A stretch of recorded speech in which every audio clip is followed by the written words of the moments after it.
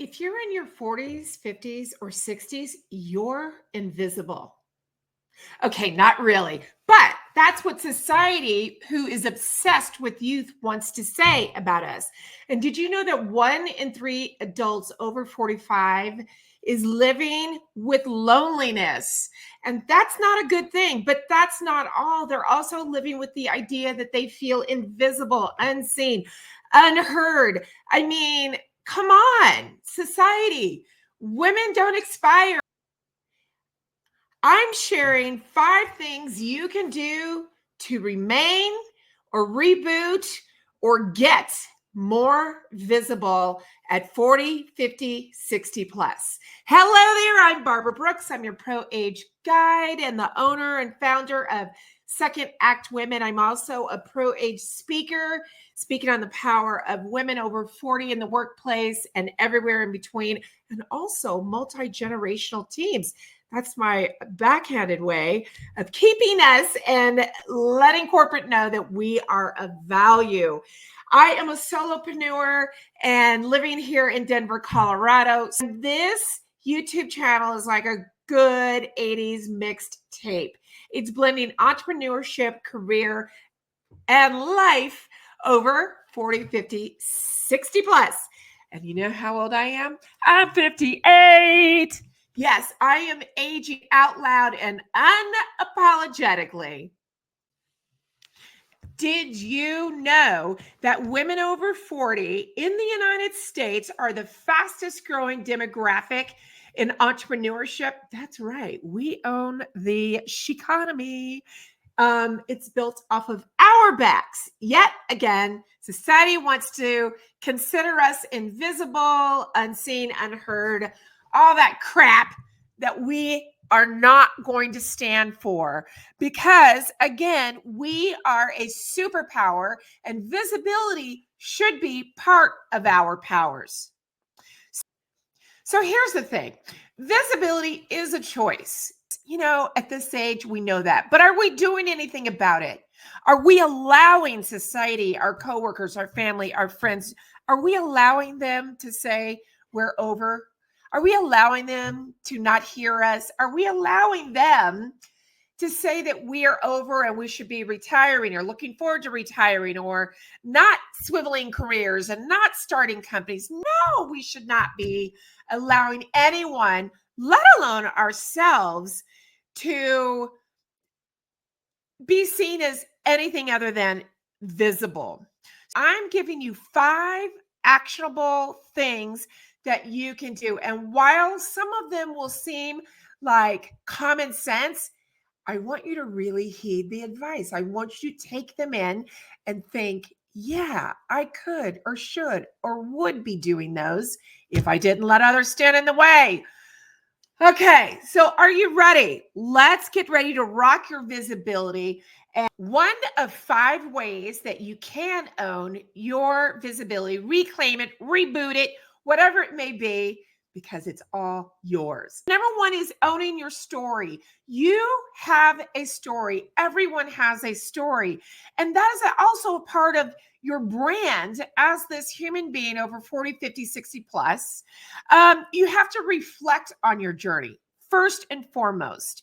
So owning your journey confidently, sharing your wins, your lessons, your expertise, your wisdom. I mean, hello, you have pattern recognition, you have judgment, you have all of these things that combined is a part of your story and where you've been, where you are today, and where the heck you are headed. So, what is your story? How are you acknowledging your achievements? Have you ever written them down? One of the things that I do is I put them in this little pineapple jar. I not only put my achievements, but I put kudos in here so that when I'm having a down day, I can open up this and reach in and read a little message. But are you owning those achievements? Don't downplay them. Yes, that's my crazy little dog, my little 5-pounder, little Riley B. Look at her. She loves it when I do video. Anyway, you have to own those achievements. So I would get a little piece of paper out or your device and start documenting those achievements. And don't be afraid to share them at the right times. You have to share them because that's about owning your story. Now, it's also sharing your lessons. And no, it's not sharing them with I know better than you. No, it's sharing your lessons that you've learned from both successes and failures, because the failures have gotten us to where we are today. And so it not only shows that you have all of this growth over these 10, 20, 30, 40 years of life experiences, work experiences, and entrepreneurship. Think about the bank of contacts and connections that you have collected over all of these years. That is an asset to a company, to a client, to a charity. If that's what you're doing, whatever it is, you need to be unapologetic about it.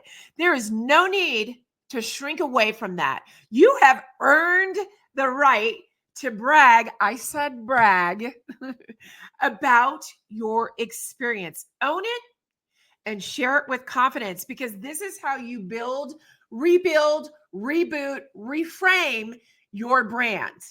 We're going to talk about branding here in a little bit. Number 2 is speak up, whether it's in a meeting, whether it's on social media, whether it's in conversation with someone, whether it's a family member, a coworker, a boss, a new client, a client you're trying to get, whoever it is, you've got to know your value and speak up and go for it. Conversations, speak up. You have worked so long and hard to have this voice that why not speak up? Push through the discomfort. If you're not an extrovert like me, sometimes my voice is a little too loud, literally and figuratively, but I love it and I own it and I will always speak up. It can be hard to be the loudest in the room. However, you have got to find your space, especially as a woman over 40, a space and a time so that you can speak up and push through your own discomfort. You have to use social media to become visible, because again, we're talking about reclaiming that visibility that society wants to take away from you. We're no shrinking violet. You are no shrinking violet.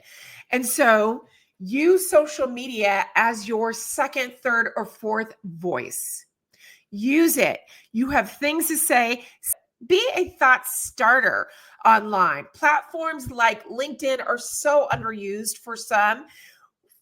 Many like to think of LinkedIn as only a place to maybe talk about or celebrate a new job or perhaps that new client. But no, you need to have your own share of voice.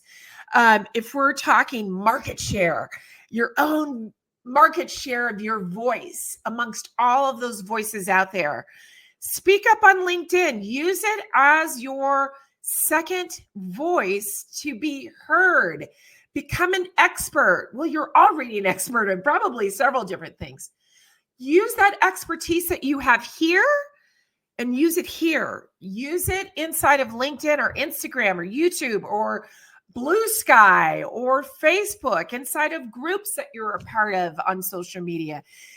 You have to be consistent. And that can be as simple as just at least posting twice a week on whatever chosen platform that you want to have that voice, that you want to be recognized. But be consistent. The more you speak up, the more comfortable you will become in owning that voice and the less discomfort that you will have in speaking up. All right. Number 3 is owning your personal brand. What is your brand? Who are you? Who do people say you are? Seriously, who are you? Do you know who you are? What are your values? What is your experience? What industry are you in? Dive deep into your skills, your soft skills, which I call power skills. What are those top 10 power skills? What are your hard skills? What are you an expert in? Those are the types of things that I would inventory and put literally on a piece of paper to better understand who is brand you. You are the CEO of your life, your career, your business, and you. So, with that, who are you? Get clear on your values and what you stand for. Be intentional with your actions. One of the things that I would also recommend in understanding your brand, because sure, you know who you are and you're going to inventory and take asset and understand your assets that you bring to the table and skills and all of that. But I would also ask others, who do they think you are? You might just be surprised. There might be things that you can add to that list. There might be things that you'll say, wait, I didn't recognize that's how I'm being perceived, good or bad or indifferent. And so I would also take an inventory and ask friends, family, coworkers, those that you're comfortable, even your boss or your clients, who or what do they think you stand for? And add that as part of your personal brand. Be intentional with your actions. And with that, I mean, make sure that everything you do, from how you show up on social media to how you present yourself to clients, your managers, your coworkers, to the content that you create, to the people that you interact with day in and day out, make sure that all of that aligns with who you are, aligns with brand me, with me incorporated. That's very important to owning your brand. Consistency builds recognition. I talked about being consistent with speaking your voice on social media, but it's also about showing up as the person you want to be known for, because you've already done the work above, right? I just asked you to get clear on who you are. So now you need to be consistent in building the recognition with me incorporated. This will all help, I'm telling you, in reclaiming your visibility or rebooting or just boosting your visibility. And then use those unique strengths. So you've taken an inventory of your brand assets, which are your power skills, soft skills, your hard skills. And so those are your unique strengths, but also take note of some of the other strengths that are indicative of who you are and your brand. Everyone has a unique value proposition. What is it that sets you apart from any other person that also may be doing what you do? Or just who you are as a human being? What makes you, what is the DNA in you, the Mona Lisa in you that sets you apart from any other human on earth? Lean into that and be proud of what makes you you. Number 4, in reclaiming your visibility, boosting your visibility, or helping it get off the ground again, is leveraging your network. A moment ago, I talked about how in this time in our lives, as humans over 40, we have a bank of connections. Oh my gosh. Just think about the connections. You need to leverage that through collaborating, connecting, and supporting others. Because, we're not about crabs in a barrel, pulling each other down. Oh, no, no, no, no. We are booming Gen X millennial women who are all about supporting, lifting each other up out of that barrel if we need help. It's engaging in meaningful relationships. I would even pull out a piece of paper, your device, and maybe take note on some of those relationships that you would like to rebuild, or relationships you would like to start, and obviously the relationships that you need to say, see you later, that are not doing you any favors, because those crabs that are pulling you down, that are saying, you know what, you're over 40, you're too old to be, to see, to do.